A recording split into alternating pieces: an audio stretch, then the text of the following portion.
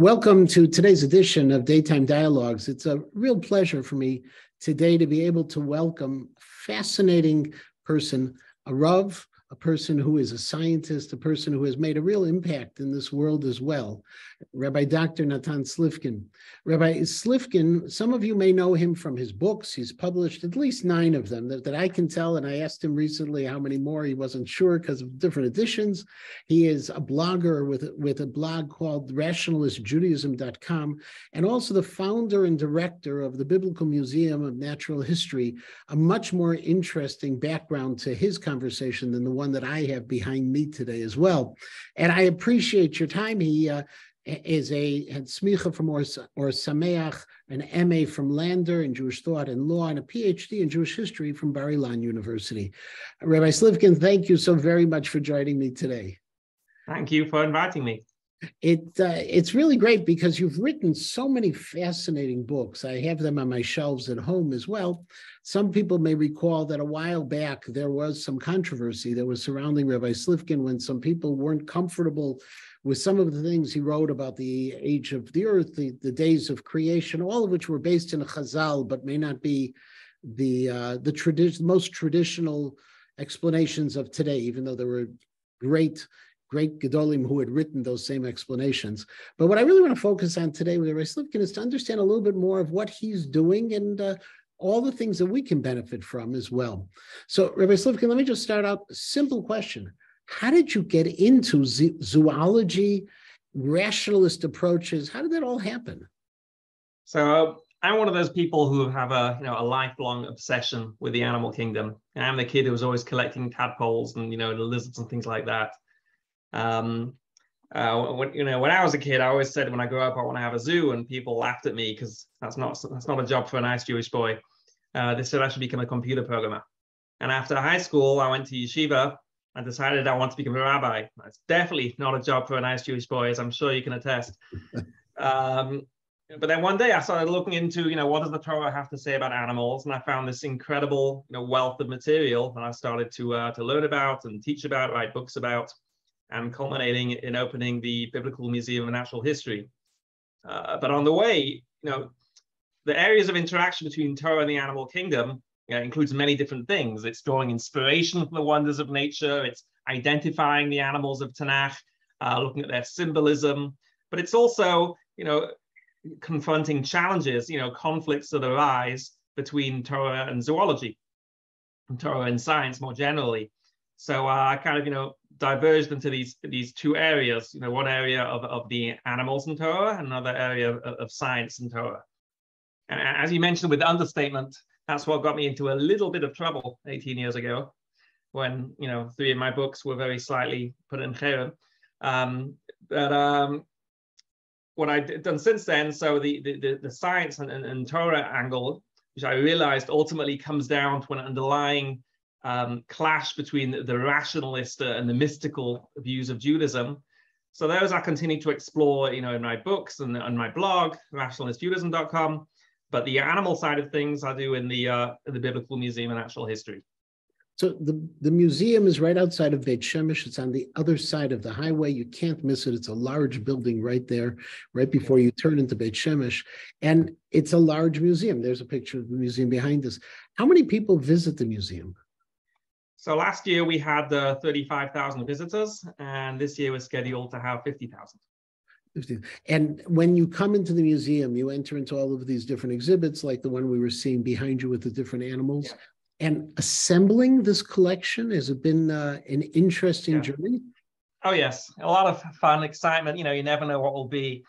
Just actually an hour ago, I was just corresponding with somebody in Hong Kong discussing shipping a giant spider crab, which is a crab. They have a leg span of up to 12 feet. Discussing how it could be dismantled and shipped to the museum. And then a few weeks ago, somebody showed up at the museum with a hyena that they found dead on the roadkill. So we put it in our freezer and then shipped it off to our taxidermist. So it's always an exciting adventure accumulating exhibits. What does a spider crab have to do with Tanakh? So most of our halls are very Tanakh focused. The one behind me in this picture is our hall of biblical wildlife. We've got our hall of shofars, hall of kashrut, hall of small animals from Tanakh, but we also have our hall of wonders, Ulam Niflaot Habariyah, and that's where we get a little bit more license to exhibit not just, we have some animals that are highlighted in Tanakh for being extraordinary, but also more generally, we show the Marabu Ma'asecha Hashem and show the diversity of the animal kingdom. So one of the things I know you had gotten in a little bit of trouble was not only over the age of the universe, but identifying certain animals and certain different descriptions within Chazal. So there's a description of a mermaid in Chazal. Yeah. What did you conclude a mermaid was that was? Well, what's interesting is that the Gemara speaks about the people of the sea, which Rashi identifies as being mermaids. He uses the word siren, another word for mermaid, and he describes them as being half human and half fish. But the Gemara also gives a different name to these people of the sea. It calls them dolphinin, Dalad Lamed Pei Nun, dolphin, which is the dolphin that we know. And they were known by the Romans as people of the sea. And it's interesting, and there's a certain, it seems that Rashi had a certain corrupted text of the Gemara, which said that these dolphins interbreed with people, which led Rashi to believe that it's talking about something very human-like. And Rashi had no reason not to believe in mermaids. It was perfectly standard, belief back then. But our text of the Gemara does not talk about them breeding with people. It talks about them reproducing like people. In other words, being mammals nursing their young in milk. So the Gemara is actually a perfectly accurate description of dolphins, but Rashi had a slightly different text and a different background, so he assumed it would be mermaids. But that's the kind of thing that we don't go into the museum at all. Yeah, is that something that you assume Rashi had a different text, or you've been able to? No, we see that he did, because the Dibur HaMatchil, the opening words from the Gemara that he quotes, are different than the ones we have. Okay, so that and the age of the universe. So people say 5,783. We're there now, from the point of creation. What's the rationalist explanation of that? So it's a bit difficult to give it in a few moments, but basically following Rambam's approach that the account of creation is not to be taken literally, and realizing that the Bereshit is out to teach us theology, not out to teach us science. In the museum, we don't get into any of that, like, precisely because, as we learned 18 years ago when our books were banned, these kinds of approaches, even if they're thoroughly grounded in the sayings of Rambam, of Hirsch, and so on, but in certain sectors of the Orthodox community, they are very much not welcomed. And the museum is designed to be for all sectors of the community. So we stay, I deal with those topics in my blog and in my books, but in the museum, we strictly stay away from all those topics. And so you have visitors across the spectrum of the Jewish community? Yeah, we have, Dati, secular, Haredi, Hasidish. We had Toldus Aaron there a few weeks ago with a simultaneous Yiddish translation, because, the kids, not only do they not know English, they don't even know Hebrew. So they have to have a simultaneous Yiddish translation of the talk. So we get the most, extreme isolationist Haredi groups that come to the museum, and they're happy to do so because, there's nothing remotely controversial in the museum. I've got a skeleton in my closet.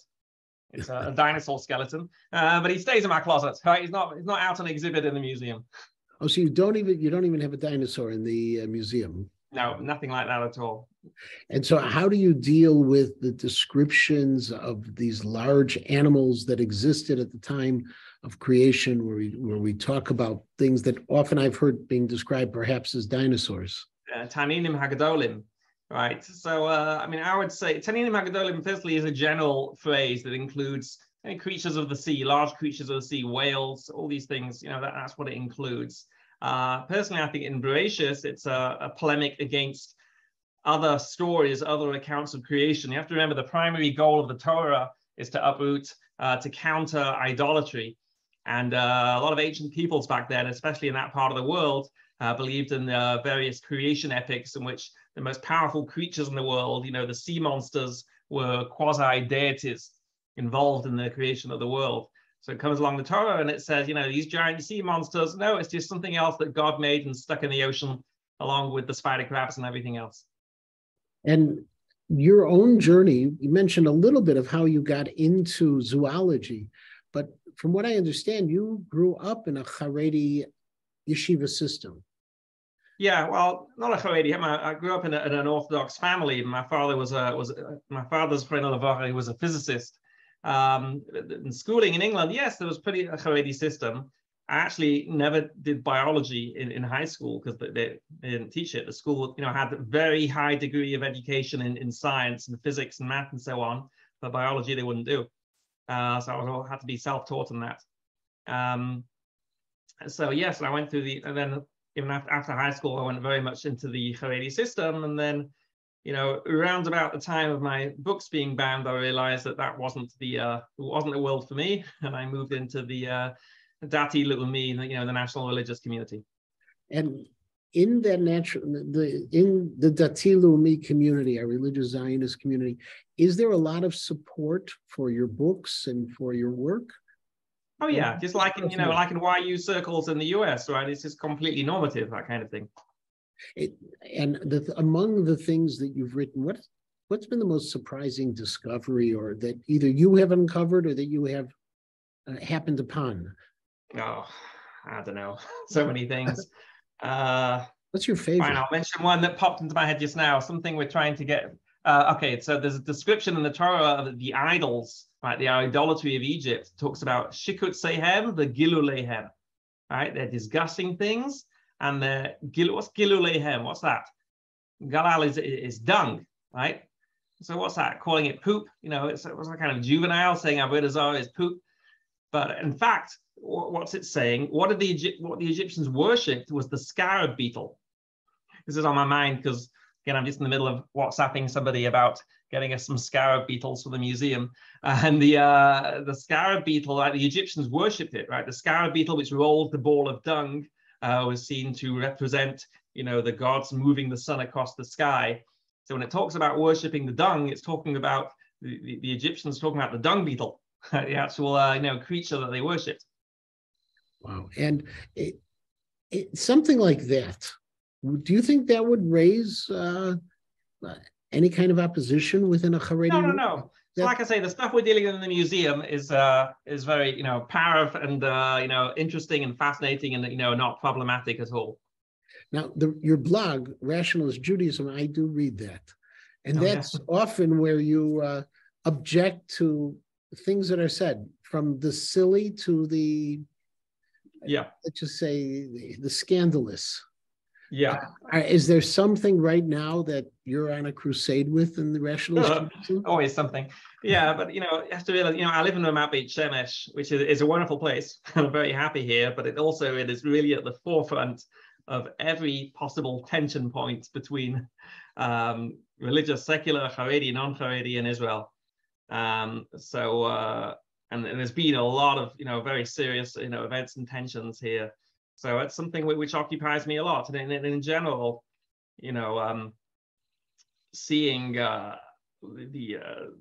Israel has a lot of issues with the Haredi community is growing very large, and things that worked for a very small community don't work when the community is now, a third of all first graders in Israel.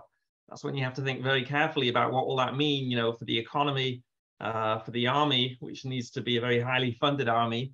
If you have this huge, a third of the population not interested in a proper, professional career and a proper secular education. So these are issues that concern me a lot, and that I deal with in my blog. So how does that fit into rationalist Judaism? It's not really a Judaism issue. It's this Medinat Yisrael, which I don't want to divorce from Judaism, but it's more of a political piece, isn't it? Well, yeah, but this idea, the idea of mass kollel, which is, pretty unprecedented in Jewish history, it was enabled by a mystical idea. Right? Rav Chaim of Volozhin gave a whole new mystical, ironically, he was countering, he innovated his approach to counter Hasidism, but what he did was involve a whole lot of mysticism into this idea of learning Torah being, instead of what it used to be, which was, a way to learn how to be a good Jew, but imbuing it with all this mystical idea about it sustaining the world and so on. And so that developed at this point where you have people who believe that, yes, to have tens, hundreds of thousands of people living in kollel is mystically, supernaturally going to benefit the state more than if they were working or serving in the army. So it's the mystical view which is really, underpins and legitimizes that approach. Well, one of the points of that also is that Kol Olim in the past, or learning Torah, was an elitist environment, whereas now it's become popularist, right, democratic in a nature.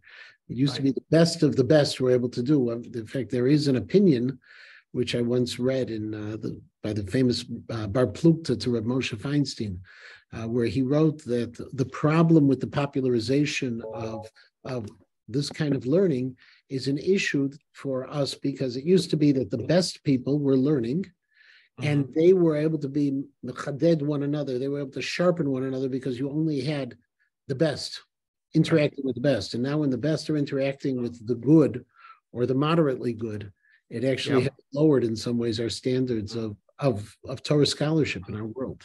Yeah. Is there a reason why you built the museum in Ramat Beit Shemesh, or outside Beit Shemesh, or just convenience? Well, partly convenience, but also, no, it's amazing because we get visitors from the whole country. It's so accessible.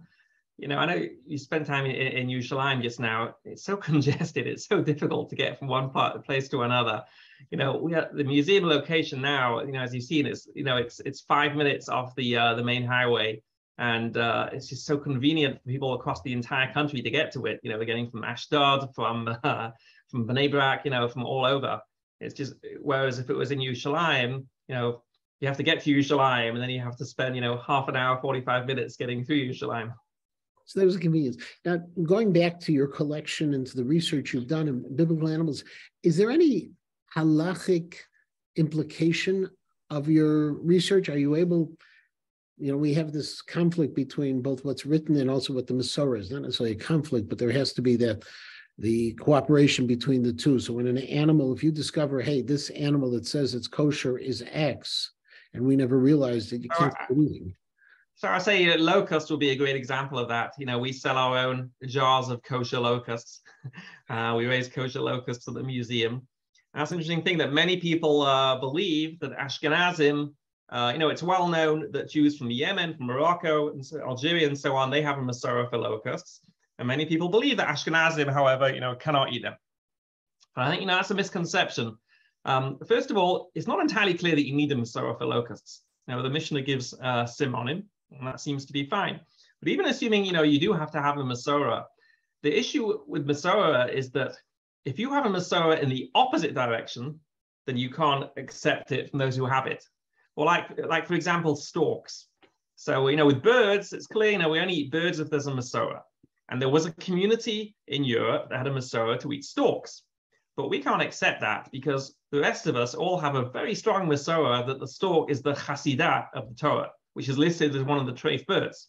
So because we have a Masorah that the stork is treif, we can't then go and decide to adopt someone else's Masorah that it's kosher. But with locusts, the question is this. Is the Ashkenaz Masorah not to eat locusts, or is it just that there weren't any locusts? And the answer seems to me that there just weren't any locusts. They're tropical creatures. They only swarm in tropical regions. So in Europe, they just didn't have any. So in the absence of any Masorah either way, it seems that you can accept the Masorah from those who have it. Just like with birds, if you don't have a Masorah either way, you don't have to have a Masorah for quail. You can eat quail based on those who do have a Masorah.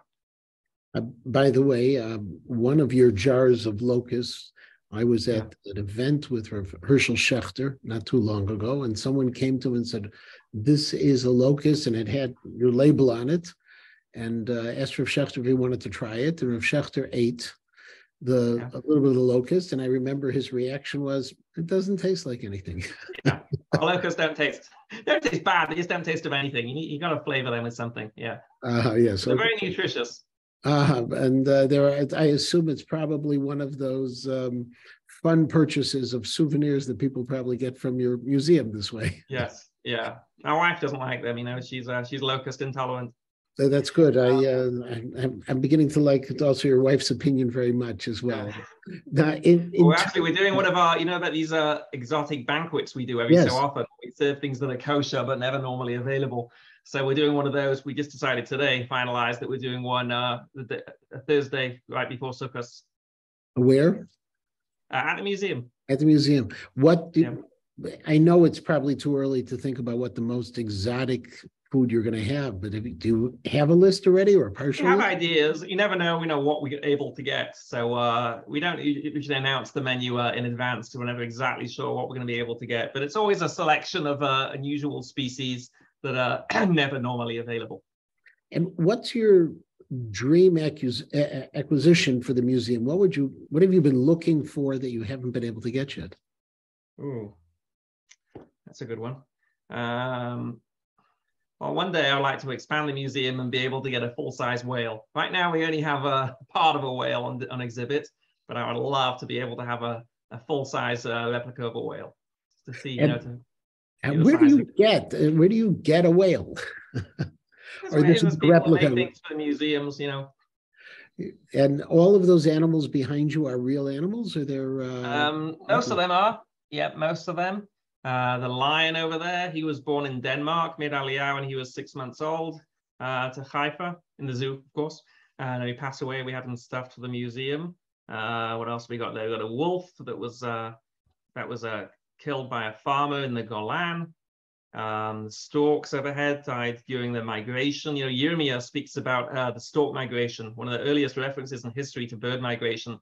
And 3,000 years later, after Yirmiyah wrote about it, we still see the storks migrating. We usually come over Bet Shemesh, 500,000 storks flying between Europe and Africa each year. And some of them die en route, and we get them for the museum. All the way at the back there, you can't really see it. In the hall of the kashrut section, we've got a skull and vertebrae of a giraffe to show that you can shecht it anywhere in the neck. And we've got other halls. This is the hall of taxidermy. Other halls of live animals, all the live reptiles and amphibians and birds and insects and so on. And which exhibit is the most popular? Well, it would have to be the giant snakes, Cuddles and Shayna. They're about 15 feet long, and they're a big hit. Cuddles and Shayna. Yeah. And who gets to name them? Your children, or? Well, and Cuddles, I named him. He loves to give cuddles, especially to rabbits, chickens. Shayna is actually named after the wife of the person who donated that exhibit. Mm-hmm. This is fascinating. And one of the things I had learned over the years that when the Torah talks about a nesher, it's not talking about an eagle.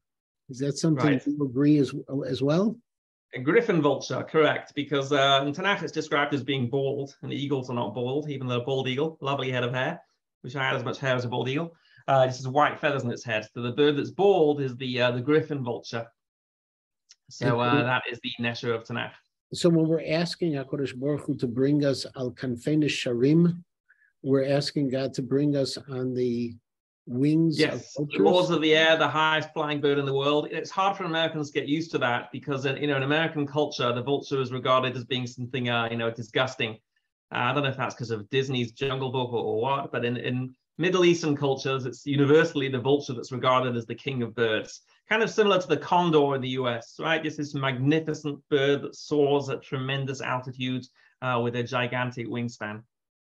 And behind you, we're looking at the live exhibit, I assume? Yeah, that's our hall of small animals for the exhibit on the Shmona Shiratzim and the 8 creeping creatures of the Torah and their various different potential identities. And looking forward, beyond getting the whale, what would you want to teach people about zoology, about Torah, about rationalism?